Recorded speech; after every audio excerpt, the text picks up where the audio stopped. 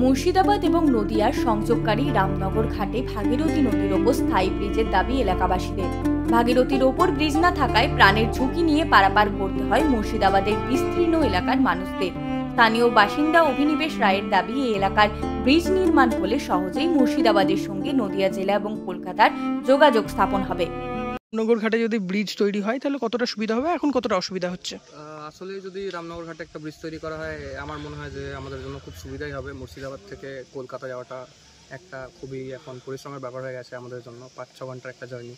So এটা যদি করা হয় আমাদের মধ্যে খুবই সুবিধা হবে এবং অর্থ। এলাকার আরও এক বাসিন্দা অরিন্দম সাহাজ বলেন, ভাগীরথীর ওপর ব্রিজ না থাকায় বর্তমানে অনেক সমস্যার সম্মুখীন হতে হচ্ছে। তাদেরকে প্রাণের ঝুঁকি নিয়ে নদী পারাপার করতে হয় নৌকার মাধ্যমে, যাতে কি গন্তব্যে পৌঁছাতে অনেক সময় সাপেক্ষ লাগে। তাছাড়াও বর্ষার সময় বিশেষ করে সমস্যা হয়ে থাকে স্থানীয়দের। ভারী বর্ষার নদীর জল অনেকটাই বেড়ে যায়, তাই প্রবল স্রোতে নৌকা করে নদী পারাপার মানে বিপদের সম্ভাবনা। ব্রিজ নির্মাণ করা হলে দুই জেলার মানুষেরই উপকৃত হবেন। বিপদমুক্ত জীবনের আশায় এলাকার বাসিন্দারা সরকারের দৃষ্টি আকর্ষণ করতে চাইছেন ব্রিজ তৈরির মাধ্যমে। এতে করে সাধারণ মানুষদের দৈনন্দিন জীবনযাপনে অনেক সুবিধা হবে। আমাদের রামনগর থেকে ব্রিজ নেই বলে আমাদেরকে নৌকা করে বেরোতে হয়, তার জন্য আমাদের অনেক সময় ব্যতীত হয় এবং আরও তার সাথে আরও অনেক সমস্যা হয়। যদি এখানে ব্রিজটা হয়ে যায় তাহলে আমাদের সুবিধাটা কি? সুবিধাটা হলে আমরা অনেক তাড়াতাড়ি কলকাতার সাথে কানেক্ট করতে পারবো, যেখানে আমাদের যাওয়া আসাটাও খুব সুবিধার হবে এবং সবাই ভালো। যদিও ভরতপুরের তৃণমূল বিধায়ক হুমায়ুন কবির ব্রিজ না থাকার কথা স্বীকার করে নিয়ে বলেন, আমরা রাজ্য সরকারকে অনুরোধ করেছি, রাজ্য সরকার আগামীতে ওখানে কেন্দ্রের কাছ থেকে অনুমতি পেলেই ব্রিজ নির্মাণ করবে।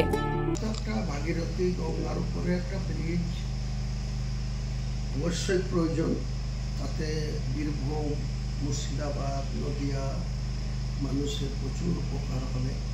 বিশেষ করে যারা গুড এরিয়া পরিবহন যাতায়াতের বা এলাকার লাখ লাখ মানুষের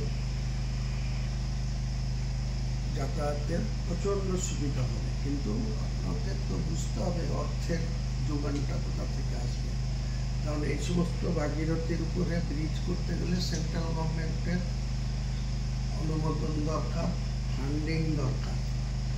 রাজ্য সরকার নিশ্চয়ই যদি কোনো শেয়ার লাগে সেটা নিশ্চয়ই তেনাদের সীমিত ক্ষমতার মধ্যে থেকে তেনারা নিশ্চয়ই চেষ্টা করবেন, কিন্তু মূল উদ্যোগটা নিতে হবে সেন্ট্রাল গভর্নমেন্ট। এখন দেখার বিষয়, রামনগর ঘাট এলাকায় নদিয়া মুর্শিদাবাদের সংযোগকারী ভাগীরথী ব্রিজ আদৌ নির্মাণ হচ্ছে কিনা। মুর্শিদাবাদ থেকে রক্তিম সিদ্ধান্ত রিপোর্ট, এক্সপ্রেস নিউজ।